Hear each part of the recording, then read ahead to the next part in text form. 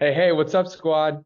From Reach Suite, it's Colin Smith, and you are listening to Cold Ones. It's the podcast with chilly questions and even colder ice cream. And today we're joined by Toby Carrington.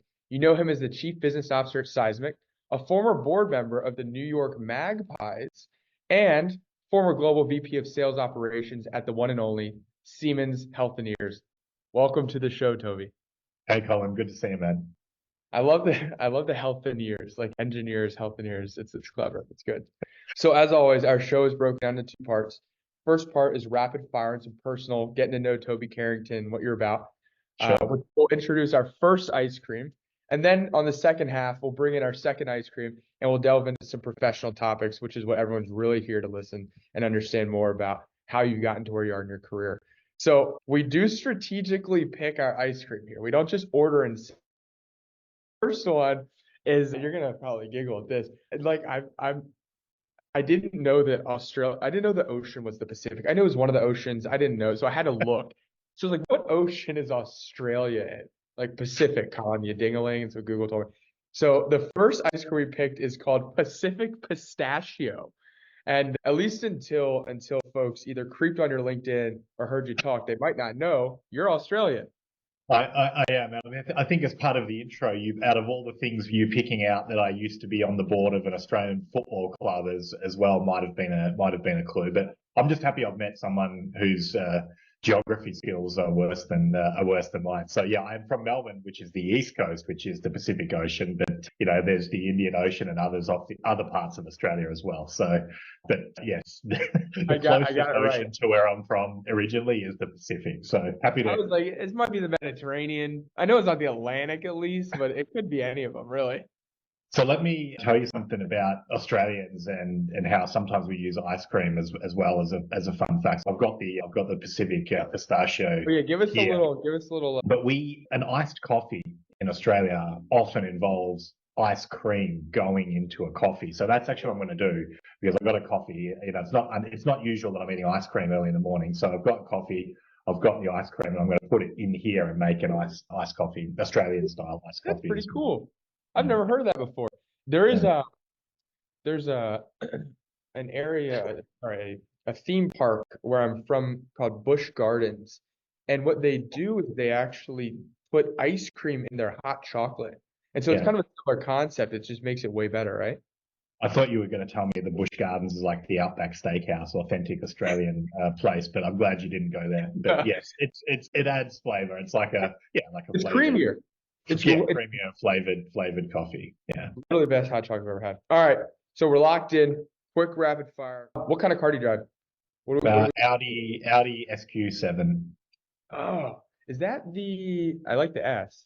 Audi SQ7. It's the seven-seater, the big one. It's for. Oh, that's beautiful. I live in Austin now, so I need to carry a lot of kids around to different sporting events and so forth, but I still want it to go fast.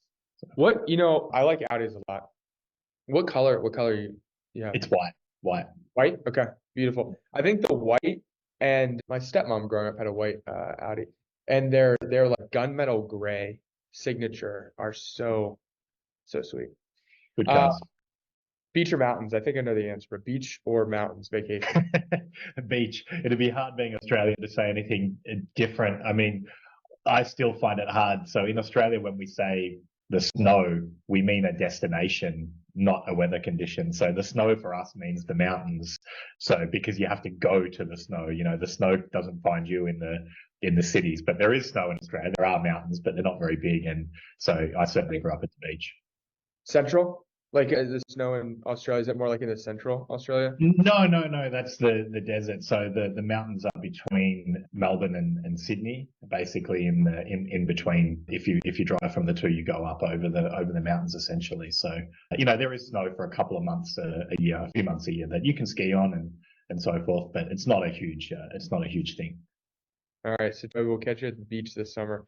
You travel a good bit. I know you travel a good bit for work. You got to tell me, what's your funniest celebrity encounter? My funniest celebrity encounter is not when I was traveling, but it's when I lived in New York. So I lived in New York for a long period of time. I lived on the Upper West Side, and the Upper West Side of New York, there's a lot of famous people live there. I had this one encounter where there was a guy who'd walk his dog every morning, and the dog would pee on the tree out the front of my. I had a ground floor, a ground floor of a brownstone. He would pee on the tree out the front there. I only had one tree, and it just was really annoying me that this guy would bring his dog there, and the dog would just pee there every time. And so one morning, I strategically waited by the trash cans. I just was sort of milling about, doing the trash when he came by and peed, and then I said to him, approached him and said, come on, man, don't you think like you could find, there's all the trees in the entire Upper West Side. Why does your dog every morning have to go to the toilet on mine? And as I was sort of ranting at him, he turned around and it was Jon Hamm, from Mad Men. Oh yeah. And who apparently lived like a block or two away, and I'd never met him, and he could see I recognized him. But he smiled as I was just committed to my ranting, like, sometimes happens in New York. And anyway, then we sort of had a bit of a laugh about it. And he said politely, no problem, I'll find another tree or whatever. And then after that, his dog never peed again. But I certainly softened my stance when I saw it was Jon Hamm turned around. Yeah. Dude, that's pretty funny. That's a really good one. All right. So thank you for sharing a little bit of fun stuff. I think it humanizes, man. Especially with someone of your stature, like a lot of people we talk to, folks don't get to know who you are. They don't get to know like the quirkiness of executives and what your background's like. So I like to humanize a little bit before we get into the professional stuff. But we're gonna move into ice cream number 2, a little bit more on the professional question about your background, your career, how you've gotten to where you are. What we got? This one's the salted caramel truffle. There we go. Yeah, give me like the size, because the size is what. Yeah, hang on there. It's pretty. Yeah. Pretty, all right. Yeah. So when I was ordering it, it looked really, really tall. Like it's like 6 layers of ice cream, and I was like the sizing even on the page was larger. And for those who haven't met Toby, I have in person. We spent some time together. I look like a midget compared to him, and I'm not tall, but I'm not short either. And so when I saw that, what are you like, 6'5", 6'4"? 6'4". I thought we were getting onto the professional stuff, but that's right. Yeah, I'm 6'4". Yeah. I know that Zoom, calls and recorded calls make me look a little smaller. That's just I've got a big monitor and the camera's up high. So. Yeah. Well, anyway, I saw this tall ice cream. I was like, that ice cream looks tall as heck, and so is Toby. So I'm getting it for him. All right. So Toby, we both know, I've looked at your background and it's on LinkedIn, that you started your career in medical device. Actually, you and I both started our careers in medical device. The difference is you worked for Siemens. I worked for Applied Medical, which is a California-based company. And Siemens is a German-based engineering organization. And they are very well known, as the Germans are, for being extremely process-oriented, extremely high attention to detail, which is really interesting because you've actually built your career in business operations and sales operations, revenue operations. I'd like to learn a little bit more about how did working in such a, I'm just going to call it, locked in organization like Siemens, how's that carried business process, project planning, that kind of organizational skill set into your role here at Seismic? Yeah, so I mean, we talked about Audis before. I think German engineering has a reputation around the world for a reason. It's exact, it's precise, it works, and it's continuously improved. So if I think about, from an operations standpoint, we're always looking at processes, tools, systems, and people. And I am a believer in that sort of continuous improvement principle, that for many things there is a best way of doing something. And I think probably most importantly, the importance of data and the importance of using data to get better. Somebody said one time, and it stuck with me, a former boss actually at Siemens said, facts kill opinions. And I think about that a lot, because you should not have an uninformed opinion about what's going on. It does need to be based in fact. And so even, a fast moving software company like Seismic, it's really important for us to make sure we're not biased by opinion, or as we're moving quickly, to still make sure, what does the data tell us when we change something in a process, when we look to do something, what are the results, making sure that we're keeping score in the right way, making sure we're looking at the right leading indicators and so forth. So I think that sort of detailed data process orientation was something that was drummed into me, at Siemens, and I'm really grateful for it.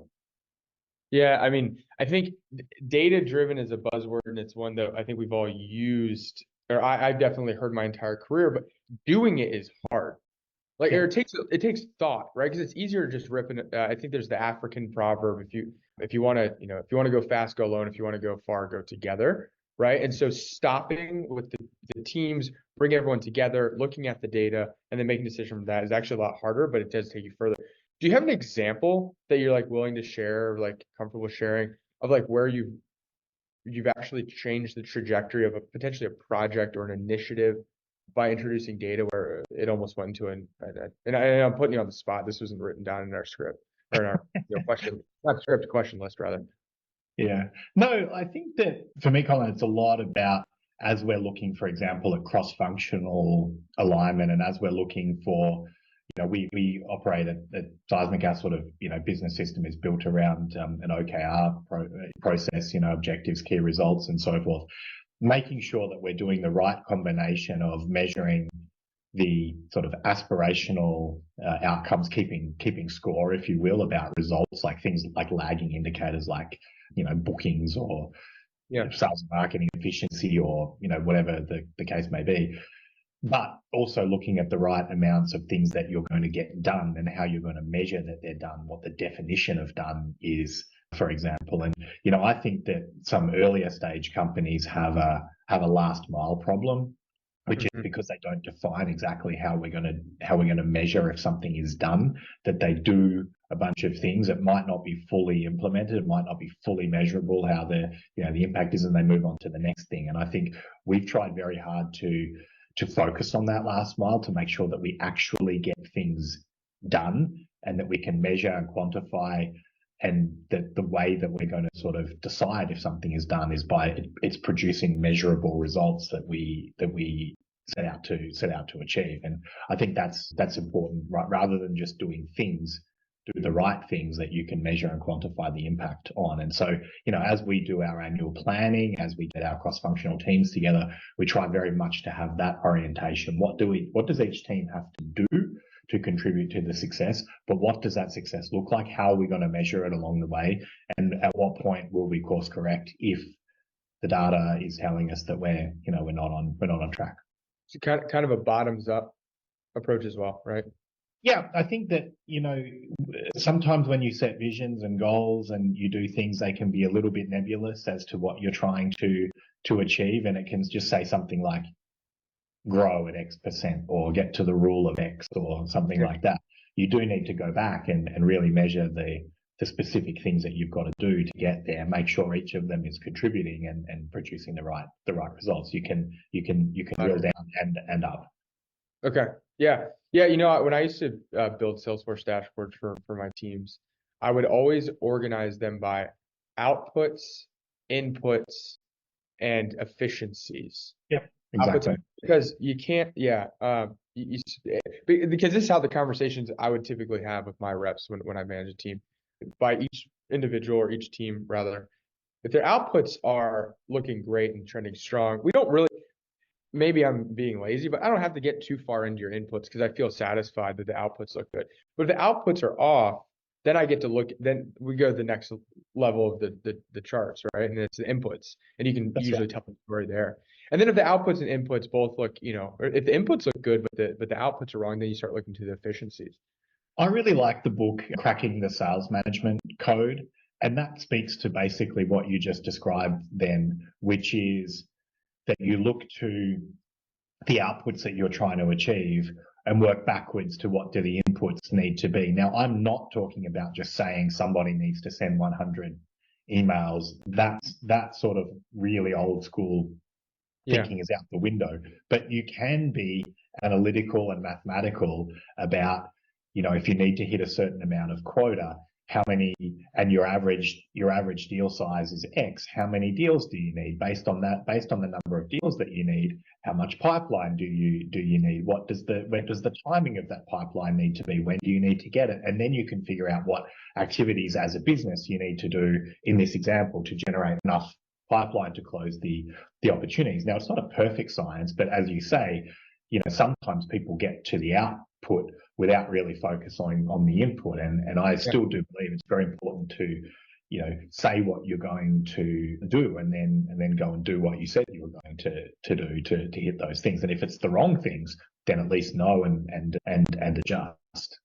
Well, I'm going to keep, this is a really interesting topic. And I think for me personally, and I think folks who are listening to this will actually want to know more about how you think about kind of quota setting. And this is not, nothing specific, but just your general philosophy on it.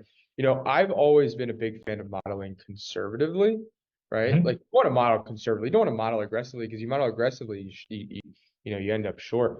So I always model aggressively. I'm always big on bottom up forecasting, obviously. When you think about quota setting, what's the kind of goal that you want to see total quota coverage to where you actually want to end up? Do you have an opinion on that? Yeah, so I will just give an opinion on the way that we do it at Seismic, which is first and foremost, we want overachievement from our reps, right? So, the model that we put in place is not always the same as the quotas that we actually set, because there's a difference between a sort of median attainment and where you want a whole ton of people that are into accelerators and hitting their numbers and so on and so forth. So we at least try to model a higher attainment than I think average. So we would model in the high 70s, whereas I know some organizations and some probably benchmarks are probably lower than that. But we work off that type of sort of street quota, attaining it at high 70s based on sort of working backwards from the board target we need to do. So that determines our capacity, and we think that's a good level to have the right motivation of the field to push beyond, and not, of course, be an unrealistic model. So let me just delve it. We're going to use $1 million as just a standard number here. Mm-hmm. Obviously, we all know doing a lot more than 1 million ARR. So call it $1 million ARR. That's what the board expects for you to do in Q1 of this year. Mm-hmm. Are you typically setting your total quota attainment to be 1.3 million? Or are you saying when you say 7? Okay. Yeah, that's what I'm saying. Street quota deployed in that case would be like 1.3 something. I can't do the exact math whatever. But that's right. That would be street quota would be that. Yeah. I mean, what's interesting is that's always how I've modeled as well, because I think it's like Intuitive Surgical, bring back the medical device days. I think they model like 150x street quota, right? Like they want to juice the numbers on the street, which they do, and they do it with like insane pressure. But there's also some like philosophies around undersetting. Now, maybe not 130, maybe not 1.3, but like maybe setting the real quota on the street to the quota, so that there's like philosophy around, if you beat or you're trending to beat your quota, you'll actually do better. Have you heard about this? Yes, but that's why I'm saying we move closer to that, where we don't have a bigger buffer as maybe we would have, or some organizations would have. I think that was particularly relevant in times of an economic downturn, or where you adjust your plan down. What used to happen, go back a few years, every year the quotas would just go up. People would say, okay, well, it's a multiple of your earnings, and therefore it's going to go up because your earnings, your OT, base salary goes up. In many cases, we've brought quotas down, or they've been flat over a number of years, and we've done that to try and close that gap and make people really believe they have a chance of overachieving, and not just believe it, actually overachieve. So there's definitely a psychological component there. I mean, you want people to be able to go and beat. Now, from a board level, we've got PE owners and things like that. The idea that you would have less street quota deployed and modeled than your actual target to the board, I think is a very dangerous sort of situation. But maybe in a smaller VC backed type situation, it could be applicable. I certainly understand the philosophy, but you also need to have predictability and certainty into where you're going to land. And people leave, things happen. plans don't always go to plan, or talent is not always where it needs to be. So, I've certainly found that getting in that high 70s is achievable and achieves a sort of motivational aspect as well as the other way around. Yeah, no, I think it's a lot to. We could keep talking with this for another hour. I find quota setting to be I think compensation and quota is such an under discussed topic, and I found it to work wonders when you get the right levers in place in terms of human motivation. There's some really good material on that from Quota Path as an example. They have some really cool. Shout out AJ Bruno. Shout out to AJ, but they have some really good research and materials on this exact topic, Colin. Yeah. With all of the surplus of tools that we have in SaaS, do you believe that we have become incrementally more or less productive? Do you believe that even the ones that are very successful make us more productive? And which tools do you believe as a category, are going to continue to be invested in versus maybe that are not? Look, I don't know that this is a hot or a cold take, but we do have too many tools in SaaS companies, right? And that came out of money was very, very cheap. A few years ago, people invested in a lot of things, a lot of different point solutions. So I don't think it's, much of a surprise for me to say that people are consolidating, and I will see more consolidation. I think that is happening in the market anyway. You see more companies, doing acquisitions and different things coming together as they relate to sort of core use cases, whether it be around engagement or enablement or whatever those things are. Those platform plays are certainly coming together. That said, I think there'll always be more tools needed. I mean, if you want to use the med device comparison, it's very easy to know who you're going to sell an MRI to or a CT scanner to, because you need a license for it. You can get the data and you've got a target list, and then you go. Whereas if you're selling enablement software, we could be selling it to a medical device company, and Siemens Healthineers is, by the way, a Seismic customer, or you could sell to, the San Diego Soccer Club, for example. So there's a lot more companies that could buy our software than could buy a medical device in that particular example. So having more tools around intent, about knowing where to go, how to prioritize, the average deal size of buying a piece of medical equipment versus buying software is also a different thing. Nonetheless, I absolutely see a couple of things. Platforms, people are also, Gen AI is the complete.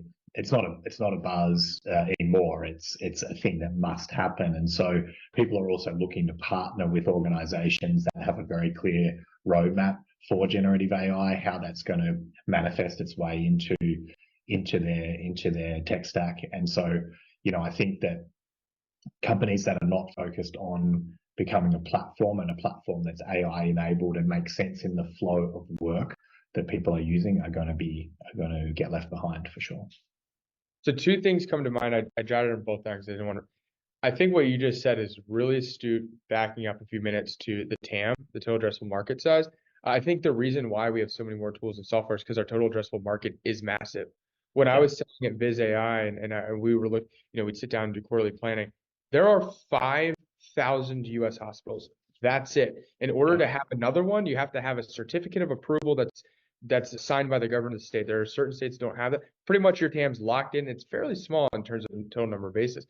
But in SaaS, I mean, there's 280,000 SaaS platforms. So even if you're just selling SaaS, your TAM's massive.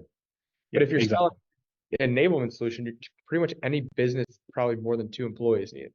And that's why there's a lot of tech that's used in software companies for knowing where to aim. Where should the field aim? What should they go after? How should they prioritize their activities? That said, some of the organizations that we work with that see the biggest return on investment for enablement solutions that we provide, not software companies, right? So, very large manufacturing, financial services companies, high tech, other industries see a huge amount of, benefit from like an enablement platform, because everybody has a content problem, everybody has a training problem, everybody has a coaching problem, everybody does meetings they need to prepare for, conduct, follow up, and so on and so forth. So, the biggest return on investment for companies investing in tech can be those where they are currently underinvested because, let's put it like this. You have 50 tools and you add another one that solves a particular, one particular pain or one particular process versus you have, as you say, like a lot of, use the example of med device companies, you have a few things in your tech stack. If you add one incrementally, you've gone up 25% of tools in your tech stack or something like that. So the benefit can be higher. The relative impact is larger. Exactly. And Gen AI, I think, is something that I wanted to touch on, but we just don't have time. There's so much to go in there. I think last question here is when you think about your career to date, you've done very, very well for yourself coming from, Melbourne, certainly not a small town, but coming from Melbourne, rising the ranks at Siemens to an executive level at a very large organization, and now being the chief business officer at Seismic. Where do you feel like the turning point in your career was, and who are some folks that helped you along the way to really get? I had a great boss that I worked with when I worked in Singapore and in New York. His name's Etienne, and he was great. I mean, he always sort of encouraged me to take on stretch assignments and things like that. I mean, I suppose that would be my advice to people earlier in their career is take on stretch assignments. Don't ask what's in it for you. Just take on extra things. And I always call it internal marketing. The more that you can do to improve your internal brand at whatever organization you work with, the better. So find whatever stretch assignment you can do and do it, and don't ask what you're going to get out of it. Just go and do it. And I promise you that people will notice. The other thing that Etienne always used to tell me, Etienne's French, and he used to say, perfect is the enemy of good. And I give that advice to a lot of other people as well. The point there is certain things have to be perfect. We can't engineer something, my car better have the right engineering, it better have the perfect engineering, but certain things can be good.